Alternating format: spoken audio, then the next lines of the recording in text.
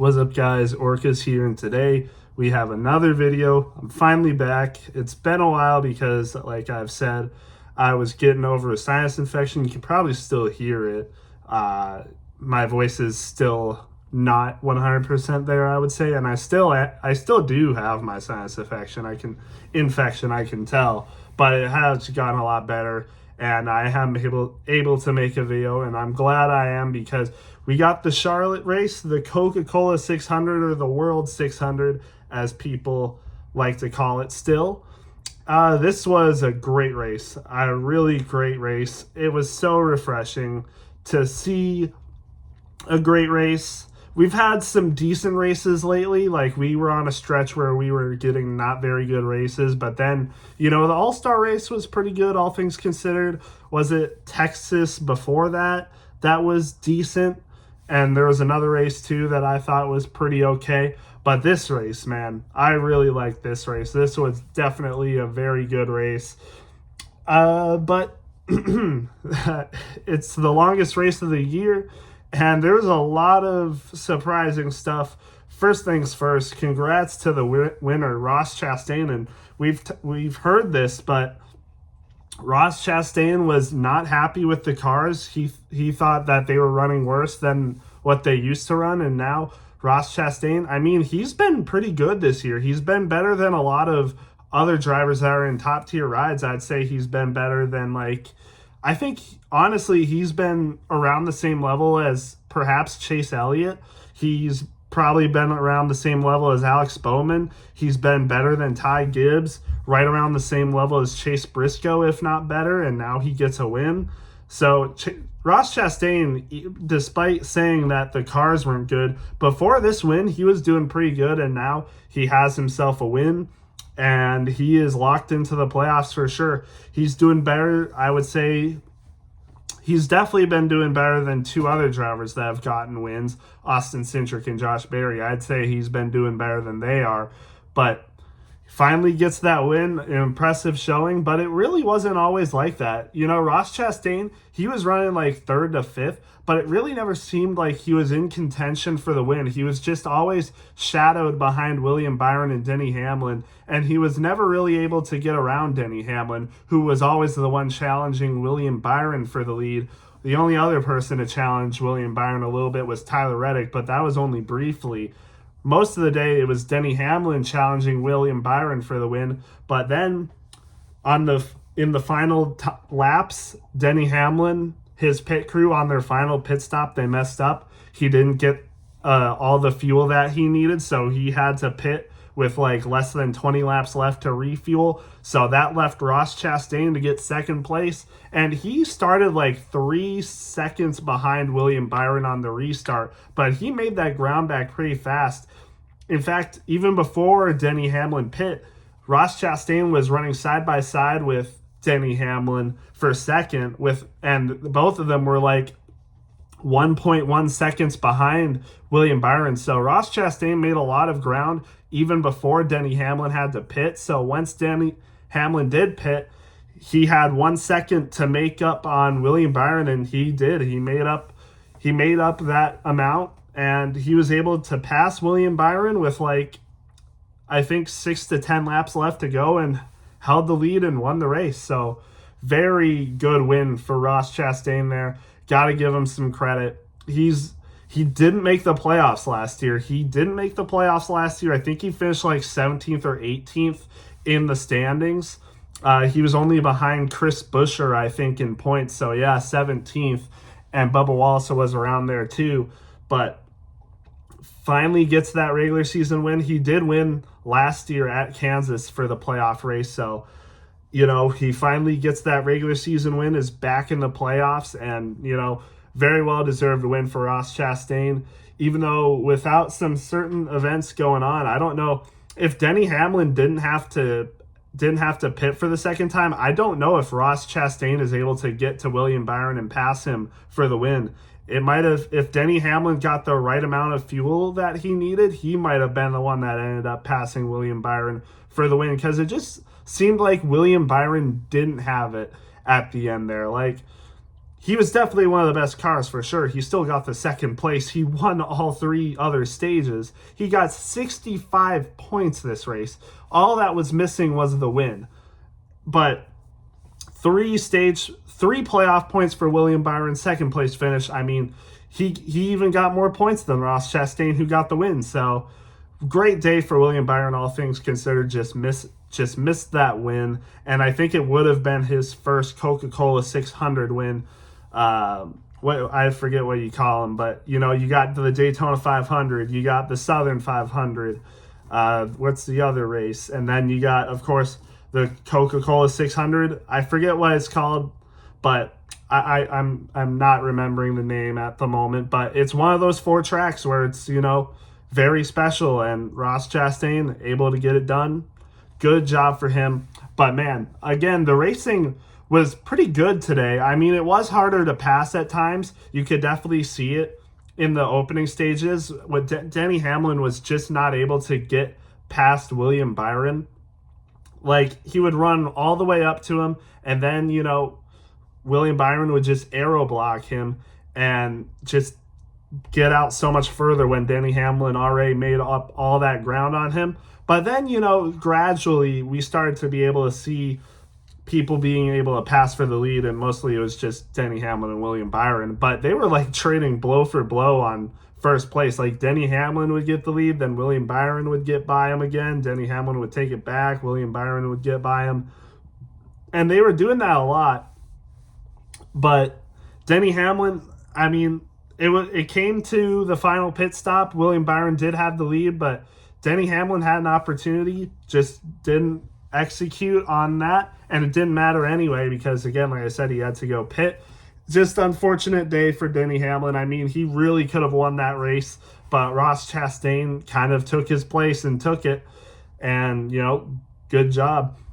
And again, like I said, I think this race was really good. I mean, it was really good, actually. Like, the passing, like, again, people complain, like, the first place, it was kind of hard to pass at times, but all through the field, I think it was actually pretty good. I mean, considering Ross Chastain for the win, he went from dead last in 40th place to first place for the win. I mean, just that's crazy. It's the first time it's ever been done, I'm pretty sure, someone going from last to first in the Coca-Cola 600 and winning. So, I mean, just hats off performance to Ross Chastain. And we go to Nashville next week where he is also won. So it's going to be an interesting race last week. If he could repeat, that would be crazy. But yeah, I mean, other than that, really not much else to talk about for the race itself. It's just the passing was really crazy.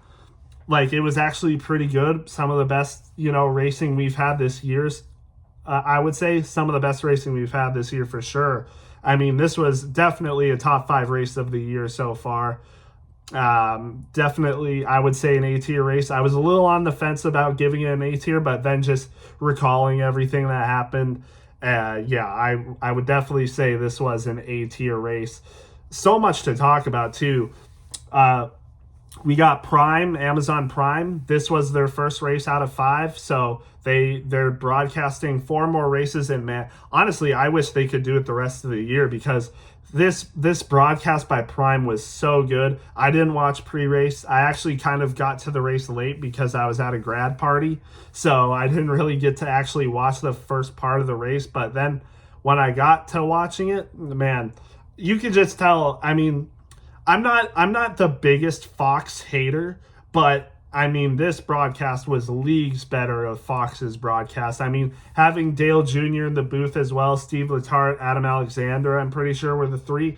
They're just on it. They know exactly what they're doing. They treat it as best as they can. Like, man, it was such a good broadcast, and everyone else as well. The post-race broadcast as well. I mean, they had a post-race for like an hour and a half after the race or something. Like, I had to quit watching the post race. I was watching it for like an hour, and then it's like 11:30 or something. It's like, all right, it's time to go to bed. So I mean, just hats off to the broadcast. Really entertaining, really exciting, and just a ton of effort put into it. You can definitely tell how hard they're trying. So I really appreciate that. really just a good race overall as well. Again, like I said, William Byron did win all three stages, so it was a little boring just to see William Byron be so dominant, but it was still a good race. Other than that, like in the top 10 people battling for the lead, you had people like John Hunter Nemechek and Eric Jones in the top 10, people like AJ Allmendinger and Noah Gragson, who, by the way, still ended up getting top 10s. I mean, it was a show tonight, or last night. It's not the same day anymore, but it really was a show, and, great race.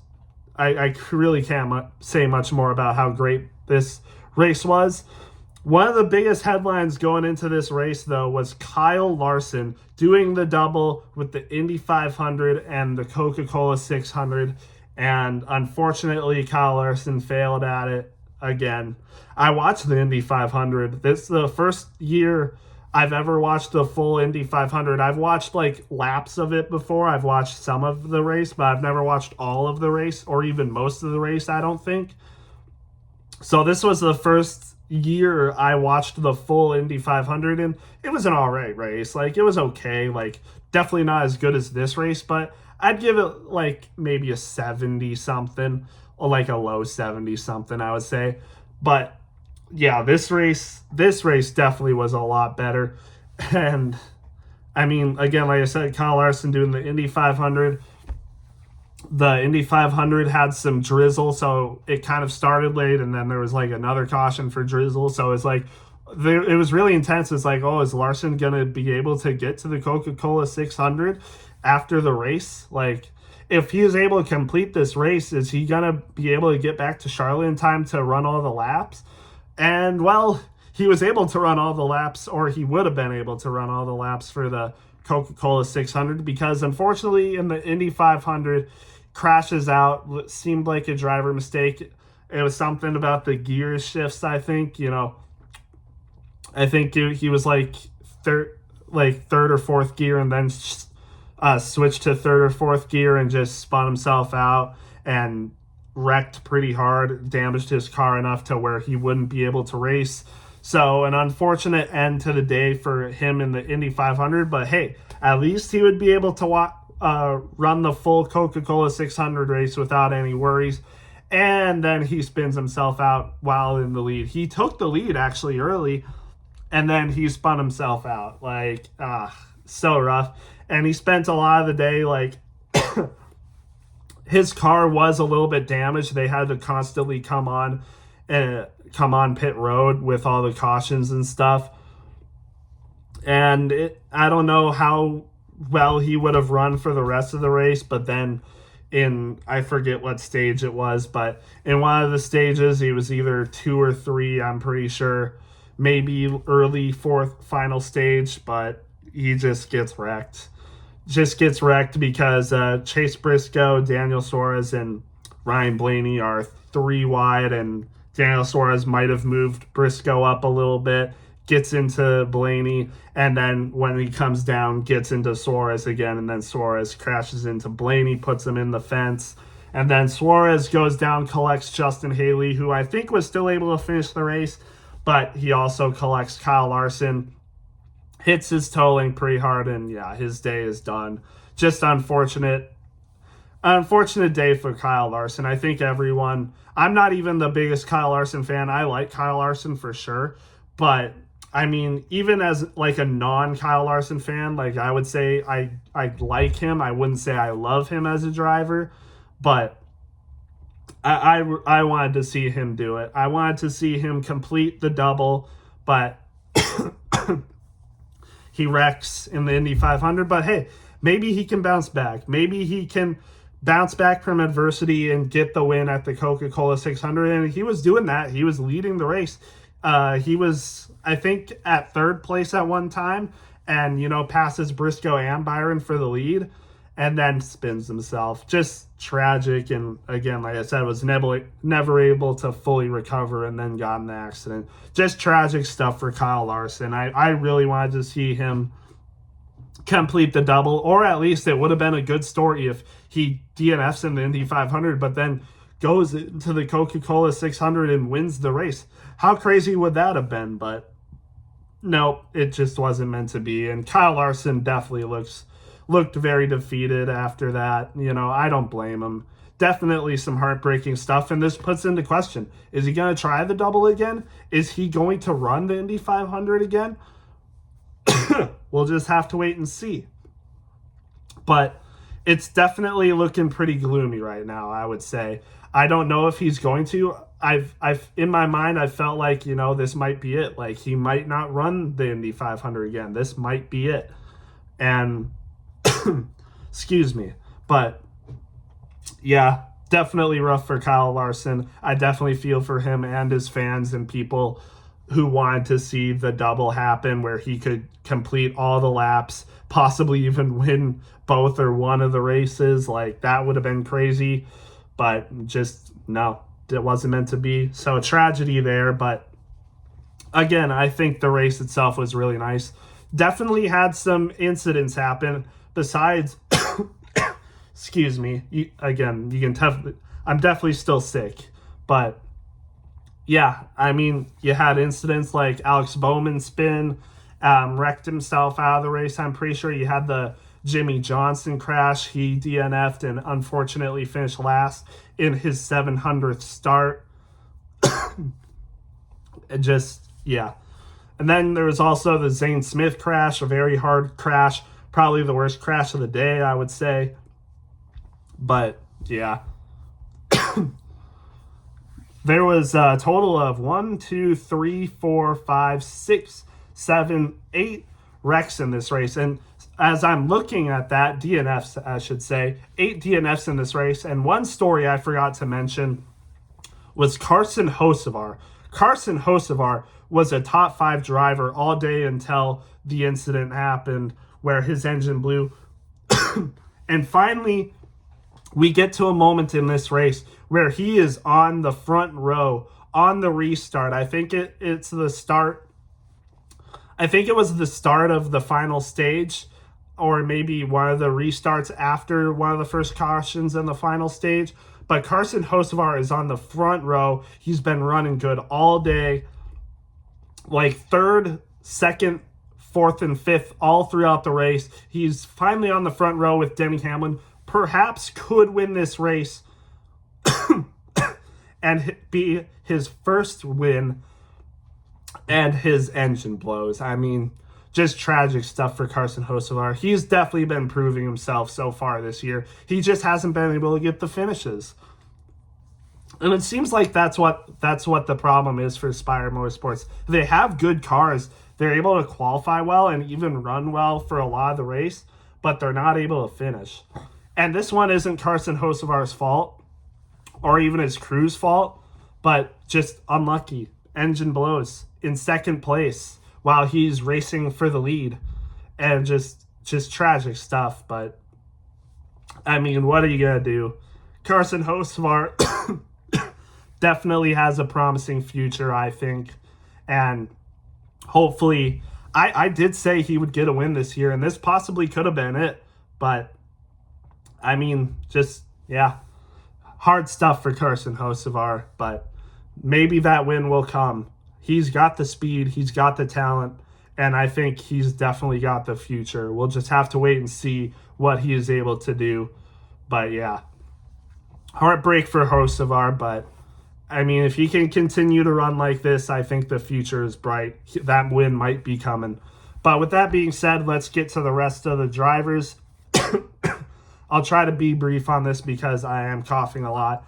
I didn't think this would happen, but since I guess maybe I'm talking so much, this is why. But let's get into it. I talked about Ross Chastain with the win, William Byron with a great day, but a second place. Third place, Chase Briscoe. Third place, Chase Briscoe. How about that? He won the pole for the race, but then just fell back. Like, just didn't have a good car at first. And then, maybe he did have that pit road trouble, a long pit stop and a loose tire. So he had to restart in the back. Fortunately, wasn't laps down, but he was able to overcome that in the end. By stage 3, I'm pretty sure he was up in ninth or eighth place. I think it was ninth.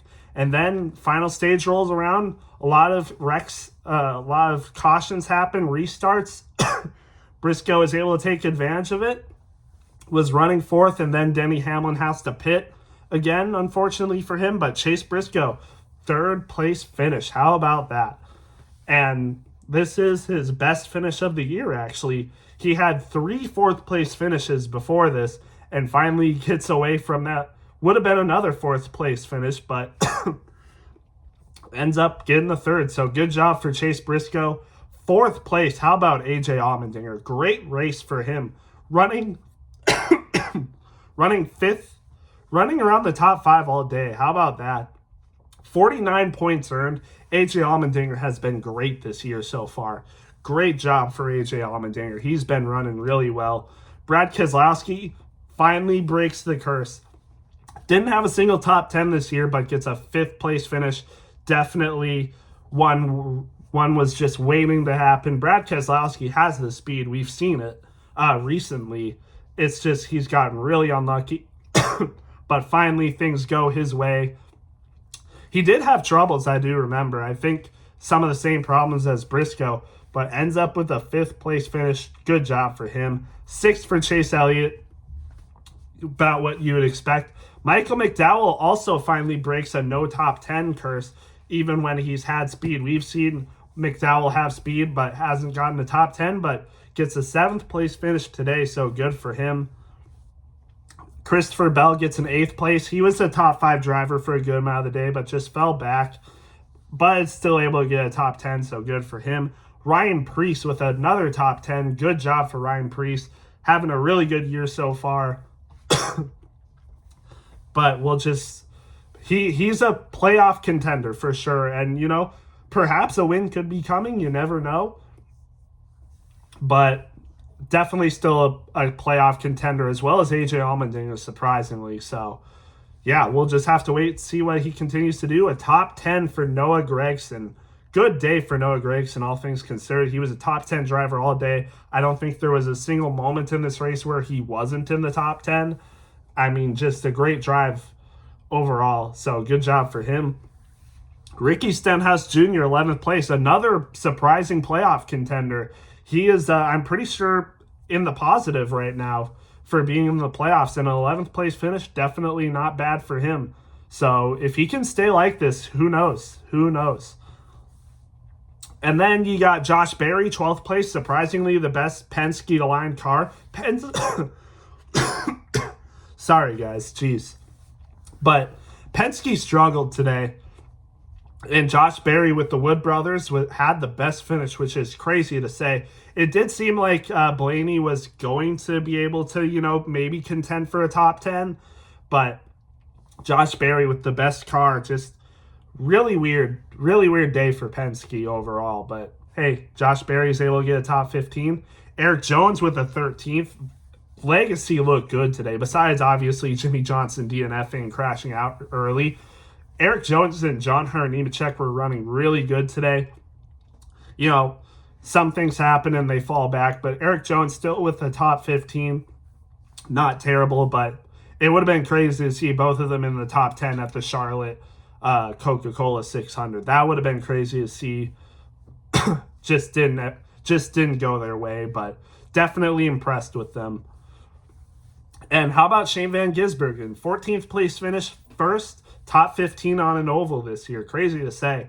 But he was running top 20 all day, so, I mean, he had a good car today. So, good, impressive day, all things considered, for Shane Van Gisbergen, who was never expected to do very good on the ovals at all. Mexico City's coming up, so perhaps could get that win, but we'll just wait and see. Then you got Kyle Busch in 15th. Denny Hamlin 16th. Again, unfortunate day. Was a top 3 car all day. Perhaps the best car all day. You could argue he was the best car, but William Byron probably would take the cake for that. But he was definitely one of the best cars all day. Just unfortunate. Still gets a 16th, though. Logano 17th. I mean, I'm surprised he finished this high, all things considered. Crazy, but still, they're going to need some work to do. 18th, I'll go over these a little more fast now. 18th for Gilliland, Ty Dillon, 19th, his brother Austin Dillon in 20th, Cole Custer in 21st. He was involved in an incident, still finishes 21st, which is actually kind of impressive for him. 22nd for Chris Buescher. He had a good car today, top 10 car. He was involved with that Hocevar incident. Just couldn't escape him. So 22nd for him, unfortunate. 23rd for Zilich in his second start, I'm pretty sure. First start on an oval in the Cup Series. He was involved in the Jimmy Johnson incident. Still ends up with the 23rd, not bad. Ty Gibbs with the 24th, unfortunate day for him. He looked like he could have had a good car, but just unfortunate day for him. Cody Ware with the 25th. Tyler Reddick with the 26th. Also had a good car. Just caught up in some stuff. Unfortunate. John Hunter Nemechek, also again one of the better cars today. He was running top 5 for a good amount of the day, and ends up getting 23 points, which is actually not bad for a 27th place finish. So those stage points definitely mattered, and he is actually doing pretty good this year as well. I'm pretty sure he is close to having a playoff spot right now, but I mean, it was an impressive showing for Legacy at the start for sure. 28th, Riley Herbst. 29th, Alex Bowman. He had that spin and toe link damage, so he definitely finished laps down. Justin Haley had the incident. He finished laps down. Austin Cindric hit the wall as well. Wasn't really shown much, but he finished a lot of laps down. Derek Kraus in the 44 car, 32nd. Bilicki, 33rd. And Bilicki is the first car on the DNF. It's the 66 car, so what do you expect? 34th for Hocevar, just unfortunate. Bubba Wallace had a lot of troubles today, ends up DNFing 35th. Daniel Suarez, like I said, caught up in that incident with Ryan Blaney and Briscoe, 36th. 37th for Larson, 38th for Ryan Blaney, Zane Smith 39th, and Jimmy Johnson 40th. So like I said, really good race today.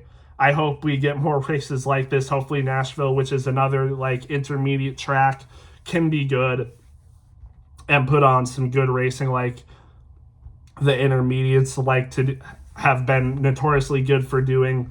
This, I would give this race an A-, so an 8.5 out of 10 for me. Let me know what you guys thought.